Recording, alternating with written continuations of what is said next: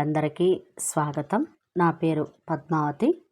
Story హబ్లో ఇవాళ మనం వినబోయే కథ డాక్టర్ గాయత్రీదేవి గారు రచించిన ఊర్వశి పాలసీ. ఒక మంచి హాస్యవల్లరి వినేద్దామండి.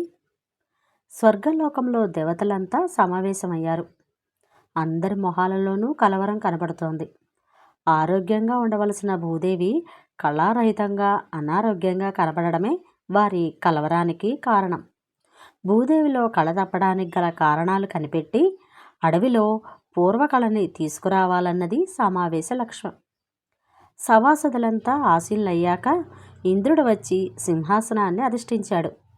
భూదేవిని సభికులలో నుండి వచ్చి వేదిక మీద ఉన్న ప్రత్యేక సింహాసనాన్ని అలంకరించమని ఆహ్వానించాడు.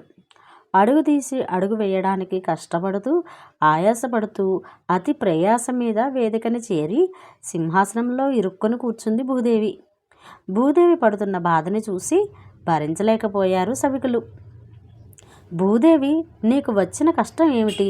నీ అనారోగ్యానికి కారణం ఏమిటి? నీ ఆరోగ్యం కోసం మమ్మల్ని ఏం చేయమంటావో తెలియజేయి అని తన సహస్రాక్షాలలోనూ సర్వంలోనూ బాధని వ్యక్తం చేస్తూ ప్రశ్నించాడు ఇంద్రుడు. భూదేవి ఇంకా ఆయాసపడుతూనే ఉంది. ముక్కుతో ఊపిరి అందక నోటితో గాలి పీల్చుకుంటోంది. ఆవిడ నోట మాట రావడం లేదు. వెంటనే అశ్విని దేవతల్ని పిలిపించండి ఆజ్ఞాపించాడు ఇంద్రుడు. అశ్విని దేవతలు ప్రత్యక్షమయ్యారు. భూదేవిని ఆయుర్వేద వైద్యానుసారం అష్టవిధ పరీక్షలు చేశారు. కారణం కనిపెట్టారా అన్నాడు ఇంద్రుడు ఆదుర్దాగా. ఇతర కారణాలేవీ లేవు. కళ్ళకి కనబడుతున్న కారణమే. ఏమిటది? భూదేవి భారం విపరీతంగా పెరిగిపోయింది మహేంద్ర. ఈ భారం ఇంకా పెరిగే సూచనలు కనబడుతున్నాయి. అదే ఆవిడ అనారోగ్యానికి కారణం. ఈ భారం ఇలాగే ఉంటే అది మరిన్ని వ్యాధులకి దారితీస్తుంది. వెంటనే చికిత్స ప్రారంభించండి. నిదాన పరివర్జనం చేయాలి. మీ వైద్యుల భాషలో కాకుండా మాకు అర్థమయ్యేలా చెప్పండి. కారణాన్ని తీసేయాలి. అనారోగ్యానికి కారణం పెరిగిన భూభారం. భారాన్ని తగ్గించాలి అన్నారు అశ్విని దేవతలు. మన శరీరాలు బరువు పెరిగితే ఆహారం తగ్గించుకునో వ్యాయామం చేసో తగ్గించుకుంటాం. భూదేవి విషయం అలా కాదు కదా అని సందేహం వెలిబుచ్చాడు ఇంద్రుడు. ఆవిడ మోసే భారం తగ్గాలి. భూమాత భారాన్ని తగ్గించే బాధ్యతని ఎవరు తీసుకుంటారు అన్న ఇంద్రుడి ప్రశ్నకి జవాబుగా నేనంటే నేనని చాలామంది చేతులెత్తారు. వారిలో నుండి నలుగురిని ఎంపిక చేసి మీ నలుగురు దిక్పాలకులు భూభారాన్ని తగ్గించాలి. అందుకు మీకు ఎంత సమయం కావాలి అన్నాడు ఇంద్రుడు. మహేంద్ర, నా శక్తి తెలిసి నన్ను ఇలా ప్రశ్నించడం అవమానకరం. క్షణాలలో భూభారం తగ్గించేసి వస్తాను. మీసాలని చేత్తో దువ్వుతూ దున్నపోతు వాహనాన్ని ఎక్కి ప్రయాణానికి సిద్ధమైపోతూ అన్నాడు దక్షిణ దిక్పాలకుడు. దువ్వుకుందుకు తనకి మీసాలు లేకపోవడంతో ఇంద్రుడి మనసు చివుక్కుమంది. ఆహం దెబ్బతింది. ఒక్కసారిగా క్షణాలలో బరువు తగ్గించేయకూడదు. అది అనారోగ్యమే అన్న అశ్విని దేవతల మాటలతో నీకు మీసాలే కానీ బుర్ర లేదు అని స్ఫురించేలా ఓ చూపు విసిరాడు ఇంద్రుడు యముడి మీదకి. యముడి మాటలే తాము పలుకుదామని నోళ్లు తెరిచిన అగ్ని, వరుణ, వాయువులు ముగ్గురు పలకకుండా మూసేశారు తమ నోళ్ళని. అశ్విని దేవతల మాట విన్నారుగా. ఒక్కసారిగా కాకుండా కొంత నిదానంగా భూభారాన్ని తగ్గించరండి, బయలుదేరండి అంటూ ఆజ్ఞాపించాడు ఇంద్రుడు. కాలచక్రంలో 6 నెలలు గడిచాయి. దేవతలంతా స్వర్గలోకంలో సమావేశమయ్యారు. భూదేవిని వేదిక మీదకి చేర్చారు. ఆవిడ ముఖం మరింత కళావిహీనంగా, దీనంగా, అనారోగ్యంగా ఉంది. ఇంద్రుడు నలుగురు దిక్పాలకుల్ని వేదిక మీదకి పిలిచి, మీరు మీ విధిని సక్రమంగా నిర్వహించినట్లు లేరు. భూదేవి ఆరోగ్యం మెరుగుపడలేదు సరికదా, మరింత దిగజారింది అన్నాడు. కార్యాన్ని చూసి కారణాన్ని ఊహించకు ఇంద్ర. నాటి నుండి నేటి వరకు అవిశ్రాంతంగా సముద్రాలలో వాయుగుండా సృష్టించాను. వేల కొద్ది మనుషులు మరణించారు. కొన్ని వేల జంతువులు చచ్చిపోయాయి. పెద్ద పెద్ద వృక్షాలు కూకటి వేళ్లతో కూలిపోయాయి. ఎడారుల్లో తుఫాన్లు సృష్టించి అక్కడ కూడా మారణకాండ సాగించాను. గనుల్లో పని చేస్తున్న వారికి గాలి అందకుండా చేసి వారి భారం తగ్గించాను. ఇంకా అంటూ సుదీర్ఘమైన తన కార్య నివేదికని సమర్పించాడు వాయువు. ఇంద్రుడు వరుడు వైపు చూస్తే తిరిగాడు. మహేంద్ర, నేను కూడా శక్తికి మించి కార్యనిర్వహణ చేశాను. కొన్ని ప్రాంతాలలో అతివృష్టి సృష్టించాను. నీళ్లల్లో వేల కొద్ది మనుషులు, జంతువులు, చెట్లు, ఇళ్ళు ఒకటేమిటి అన్నీ సర్వనాశనం అయిపోయేలా చేశాను. మరికొన్ని చోట్ల నీళ్లు చుక్క దొరకకుండా అనావృష్టి సృష్టించాను. తిండి నీరు లేక మరణాలు సంభవించేలా చేశాను అని జవాబిచ్చాడు వరుణుడు. వరుణుడి నివేదిక పూర్తి అవుతూనే అతడికి దూరంగా నిల్చున్న అగ్ని తన నివేదిక మొదలుపెట్టాడు. మహేంద్ర, అడవులన్నీ తగలబెట్టాను, పూరి గుడిసెల్ని తగలబెట్టాను, పెద్ద పెద్ద భవనాలలో విద్యుత్ శక్తి ద్వారా మంటలు సృష్టించి వాటిలోని ప్రాణకోటి దహనమయ్యేలా చేశాను. గ్యాస్ సిలిండర్లు బద్దలై మంటలు పుట్టి ప్రజలు మరణించేలా చేశాను. నా శక్తి వంచన లేకుండా ఆహుతి తీసుకున్నాను. దాంతో నాకు అజీర్తి కూడా పట్టుబట్టింది. ఇప్పుడు అశ్విని దేవతల దగ్గర నేను వైద్యం చేయించుకోవాలి అంటూ పెద్ద పెద్దగా పదే పదే త్రేచడం మొదలుపెట్టాడు. తనని ప్రశ్నించేలోపే యముడు దున్నపోతు మీద నుండి దిగి దాని వీపు మీద విలాసంగా చేయ ఆనించుకొని నిలబడి, భూభారాన్ని తగ్గించటంలో నా కృషే ఎక్కువ మహేంద్ర. వీరి ముగ్గురి ప్రయత్నాలు సఫలమయ్యేలా నేను తోడ్పడ్డాను. భూమి మీద తీవ్రవాదులనే ఒక జాతివారు రకరకాల బాంబులనే మారణాయుధాలతోనూ పెద్ద పెద్ద విమానాలని ఎత్తైన భవనాలకి ఢీకొట్టించి మనుషులని అంతం చేయడానికి ప్రయత్నిస్తూ ఉంటే వారికి సహకరించి భూభారాన్ని తగ్గించటంలో నా భాగం కర్తవ్యాన్ని నేను నిర్వహించాను. ఎన్ని వేల మంది భూమి మీద నుండి తొలగిపోయారో చిత్రగుప్తుడి దగ్గర చిట్టా ఉంది. చదివి వినిపించమంటావా మహేంద్ర అన్నాడు ఉత్సాహంగా.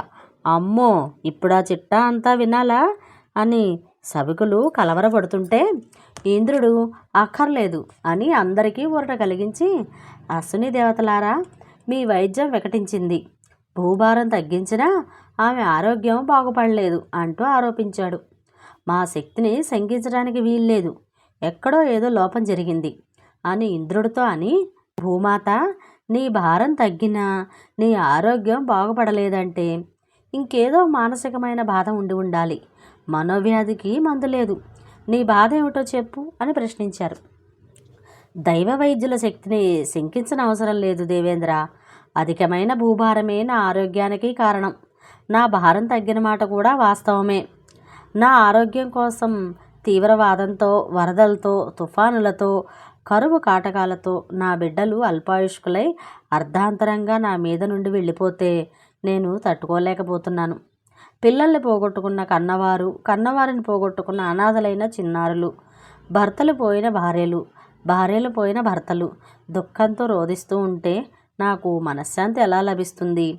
ఈ క్షోభని నేను తట్టుకోలేకపోతున్నాను అంటూ తన వేదనని వ్యక్తం చేసింది భూదేవి. మనసు ఆనందంగా లేకపోతే శరీరం ఆరోగ్యంగా ఉండదు అన్నారు అశ్విని దేవతలు. భూమి భారం తగ్గిస్తే గాని ఆవిడ ఆరోగ్యం బాగుపడదు. భారం తగ్గిస్తే ఆవిడ మానసిక ఆరోగ్యం దెబ్బతింటోంది. ఏమిటి సమస్యకి పరిష్కారం అంటూ 1000 కళ్ళు మూసుకొని తలపట్టుకున్నాడు ఇంద్రుడు. ప్రభు, నాకు ఒక్క అవకాశం ఇస్తే ఈ సమస్యను నేను పరిష్కరిస్తాను అంది ఉందో లేదో అన్నట్టున్న నడుము మీద చెయ్యి వేసుకుని వయ్యారంగా నిలబడిన ఊర్వశి. దిక్పాలకులే ఏమీ చేయలేకపోయారు, నువ్వేం చేస్తావు? నీకు చేతనైన నాట్యం చేసి కాసేపు భూదేవి మనసు రంజింపచేస్తావు.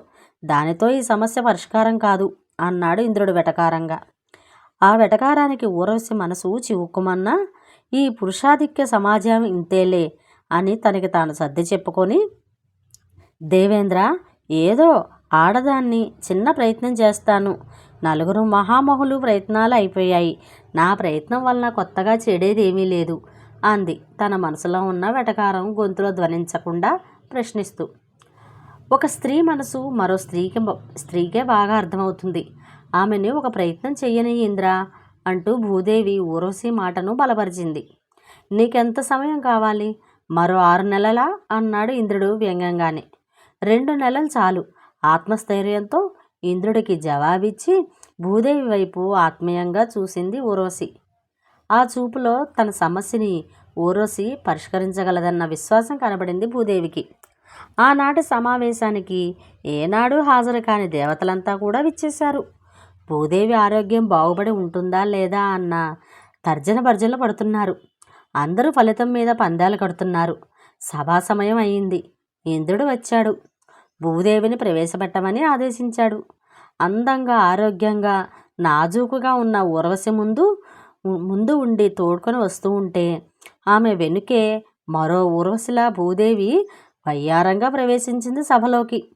ఆమె ముఖం కళకళ్లాడిపోతోంది. ఆశ్చర్యంతో సభికుల నోటమాట రాలేదు.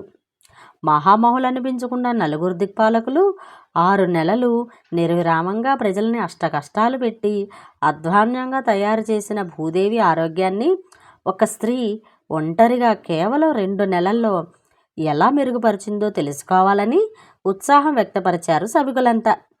ఇంద్రుడి అనుమతి సూచకంగా ఊర్వశి వైపు చూశాడు. మా చిత్రగుప్తుడి చిట్టాలోకి కొత్త పేర్లేమీ నమోదు కాలేదు. మరి భూభారం ఎలా తగ్గిందో నాకు అర్థం కావడం లేదు. ఊర్వశి, నువ్వేమైనా ఇంద్రజాలం చేశావా అని ఇముడు ప్రశ్నిస్తుంటే ఊర్వశి విజయంలో తన పేరు చోటు చేసుకుంటుందని మొహాన చిరునవ్వు పులుముకున్నాడు ఇంద్రుడు. ఊర్వశి ఇంద్రుడికి సభాసదులకి నమస్కరించి భూదేవి వైపు ప్రేమగా చూసి, ఇందులో ఇంద్రజాలాలు మహేంద్రజాలాలు ఏమీ లేవు అనగానే ఇంద్రుడి ఆనందం మాయమైంది. భూభారం తగ్గించడానికి జనసంఖ్యను తగ్గించడమే మార్గం కాదు. జనాభాని అలాగే ఉంచి వారి బరువుల్ని తగ్గిస్తే సరిపోతుంది. 10 మంది బక్క ప్రాణుల్ని చంపినా 20 మంది లావుగా ఉన్న వారి బరువు తగ్గించినా భూభారం ఒకేలా తగ్గుతుంది కదా అంటూ ఊరకంట ఇంద్రుణ్ణి దిక్పాలకుల్ని చూస్తూ వయ్యారం ఒలకబోస్తూ అంది ఊర్వశి. ఈ మాత్రం ఆలోచన తమకి తట్టలేదే అని వెర్రిమొహాలేసి బుర్రలు గోక్కున్నారు మగదేవతలు. ఆహో అంటే అభినందించారు ఆడదేవతలు. కాస్తంత నిభాయించుకొని వాళ్ళందరి బరువు తగ్గించటం మనకెలా సాధ్యం అని డంభంగా ధర్మ సందేహం వ్యక్తపరిచాడే మదనమరాజు. అదెంత పని అన్నట్లు ఓ చూపు చూసి, నేను కార్యరంగంలోకి దిగే ముందు ఈ పనిని ఎలా సాధించాలో ఒక ప్రణాళిక సిద్ధం చేసుకున్నాను. ప్రణాళిక విజయవంతం కావడానికి బ్రహ్మ సరస్వతీల అనుగ్రహం పొంది భూమి మీదకి వెళ్ళాను. భూమి మీద కొందరు సౌందర్య ప్రియులున్నారు, కొందరు ఆరోగ్య ప్రియులు ఉన్నారు, కొందరు మానసికంగా బాధలు పడుతున్నామని అనుకునేవారు ఉన్నారు. వారి వారి మనసులకి అనుగుణంగా బరువు తగ్గాలనే కోరిక పుట్టించాలి అనుకున్నాను. బరువు తగ్గితే ఎంత అందంగా కనపడవచ్చో చెప్పాలనే ఆలోచనని కొంతమంది బుర్రలోకి ఎక్కించాను. వారు ఈ విషయం గురించి భూమి మీద ఉన్న ప్రసార మాధ్యమాల ద్వారా నిత్యం ఉదరగొట్టేశారు. ఇంకా ఉదరగొడుతూనే ఉన్నారు. దాంతో సౌందర్య వివాసకులంతా బరువు తగ్గించుకునే దీక్షలో పడ్డారు. ఆరోగ్యానికి బరువు తగ్గడం ఎంత అవసరమో చెప్పాలనే ఆలోచనని రకరకాల వైద్య రంగాల వారి బుర్రల్లోకి ఎక్కించాను. వారు అదే పనిగా పత్రికల్లోనూ టీవీల్లోనూ ఈ విషయమై హోరెత్తించేశారు. గురువులు బాబాల మీద గురి ఉన్న వారి కోసం అటువంటి వారి చేత టీవీల్లో చెప్పించాను. మానసిక అశాంతి తగ్గడానికి, ఆత్మజ్ఞానానికి రకరకాల ప్రాణాయామాలు, ఆహార నియమాలు చెప్పే ఆధునిక గురువులని తయారు చేశా. వారు ప్రపంచవ్యాప్తంగా శిష్యులని తయారు చేసుకొని నా లక్ష్య సాధనలో సాయపడుతున్నారు.